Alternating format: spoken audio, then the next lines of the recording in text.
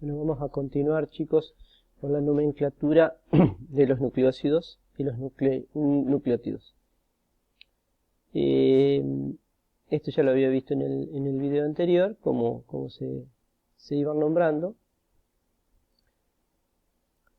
Y vamos también a ver la estructura primaria de los ácidos nucleicos. Recuerden que la estructura primaria siempre hablábamos de, en el caso de los ácidos nucleicos, de la secuencia, ¿sí?, de nucleótidos que forman ese ácido nucleico.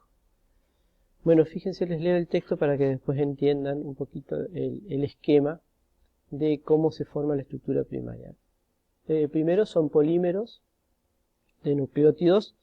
Recuerden que un polímero es la repetición de una determinada estructura, una molécula, que se va repitiendo una determinada cantidad de veces.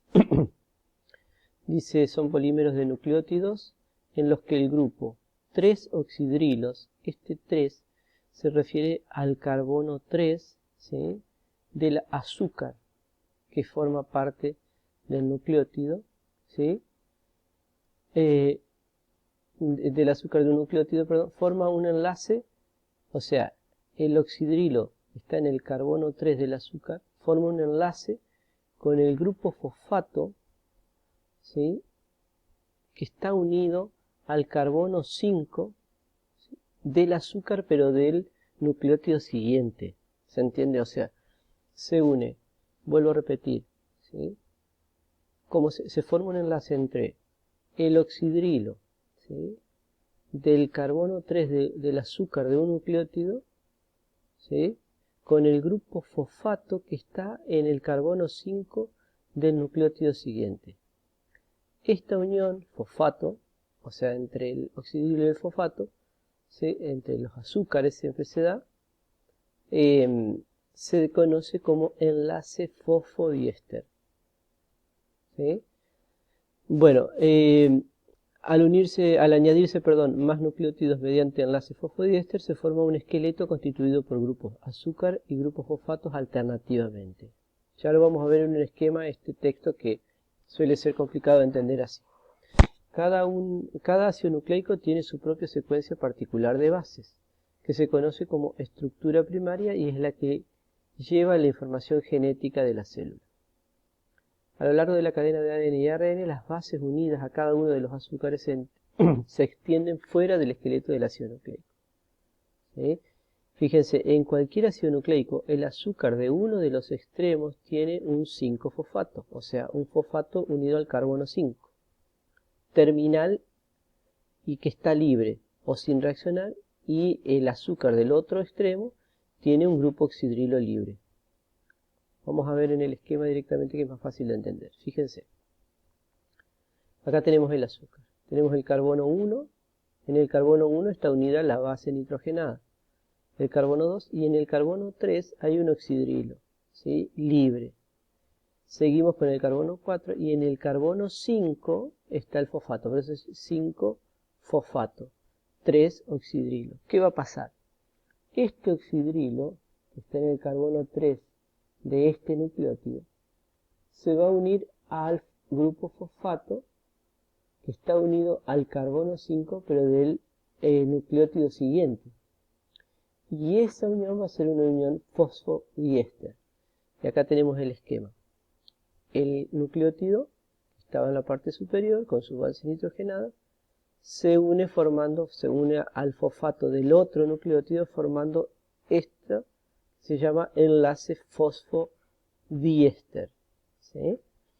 Y como verán, siempre queda un grupo fosfato libre, un grupo 5-fosfato libre, ¿sí?, en un extremo, y un grupo 3-hidroxilo libre en el otro extremo. Por eso decía, en este caso va de 5' a 3', ¿sí? Recuerden esa numeración porque lo vamos a usar después de nuevo en el ADN. Dice, una secuencia de ácido nucleico se lee desde el azúcar con el 5-fosfato libre hasta el azúcar con el 3-hidroxilo libre. A menudo se escribe el orden de nucleótidos usando únicamente la letra de las bases nitrogenadas. O sea, Si bien tenemos la unión acá de distintos nucleótidos mediante el enlace fosfodiéster, fíjense, el fosfato en el carbono 5, acá tenemos los azúcares, ¿sí?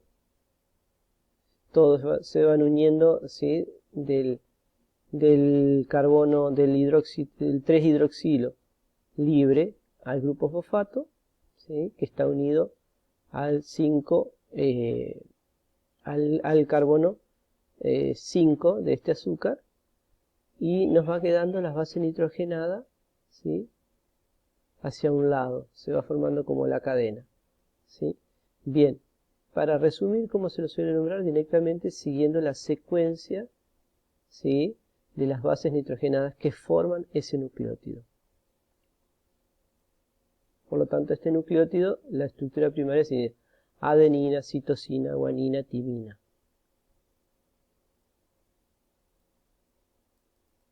Acá tenemos un ejemplo. Siempre, acá tenemos, fíjense, lo vamos a ver el esquema. Tenemos el 5-fosfato libre, donde empieza, ¿sí? La cadena de ese nucleótido, y el 3-hidroxido libre donde termina. Acá tenemos, acá tenemos la unión fosfodiéster, ¿sí? Acá tenemos otra unión fosfodiéster, acá otra. Entonces, como tengo el grupo fosfato, el azúcar, fosfato, azúcar, fosfato, azúcar, fosfato, azúcar, directamente para nombrar este nucleótido se van nombrando las bases nitrogenadas. Entonces este nucleótido estaría formado por adenina, citosina, guanina y uracilo. Esta es una secuencia de ARN.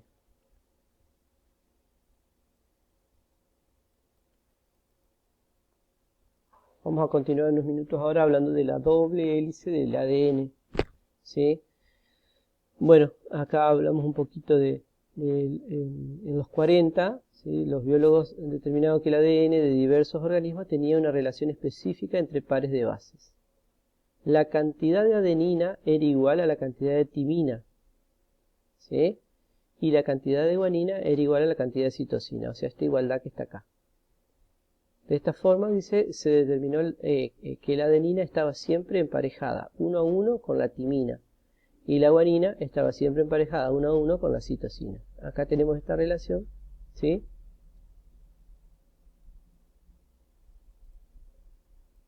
En el 53, bueno, Watson y Crick propusieron que el ADN posee una estructura de doble hélice. Recuerden que una alfa hélice es como una estructura similar a un resorte que vimos en las proteínas, ¿se acuerdan? Una de las estructuras secundarias podría ser alfa hélice o lámina plegada beta. Pero fíjense, en el caso del ADN está formado por una doble hélice, ¿sí? Formada por dos hebras de polinucleótido que serpentean una al lado de la otra como una escalera en caracol. O sea, el ADN sería una doble alfa hélice que vendría a ser como una escalera en caracol que tiene dos barandas, ¿sí? Los esqueletos azúcar-fosfato son las barandillas exteriores, con las bases puestas como escalones en el interior. Las dos hebras corren en direcciones opuestas. Una lleva la dirección 5' a 3', ¿sí? Y la otra va en la dirección opuesta, o sea, de 3' a 5'. ¿Cómo se van uniendo esa doble hélice? Lo hace mediante pares de bases complementarias. Fíjense, cada una de las bases que hay a lo largo de una hebra de polinucleótido forma enlaces de hidrógeno, o los enlaces puente hidrógeno, con una base específica de la hebra que es opuesta en el ADN. O sea, una determinada base nitrogenada se va a unir con otra de acuerdo a la cantidad de enlaces puente hidrógeno que pueden formar. A eso se le llama bases complementarias. Fíjense, ¿cuáles serían las bases complementarias? La adenina de una cadena se va a unir siempre a la timina de la otra cadena. Y entre ellas va a haber siempre dos enlaces puente hidrógeno. ¿Sí? Adenina, timina. Si después enfrentamos guanina con citosina, entre esos pares o bases complementarias, se forman 3 uniones puente hidrógenos entre guanina y citosina. O sea que siempre que se enfrente la guanina de una hebra con la citosina de la otra, se va a unir mediante estos 3 puentes de hidrógeno. O sea, siempre, como les decía acá, ¿sí?, las bases complementarias van a ser adenina, timina, guanina, citosina. O sea, la adenina de una hebra con la timina de otra, y la guanina de una hebra con la citosina de otra. ¿Sí? Recuerden entonces cómo se mantiene unida mediante enlaces puente hidrógeno.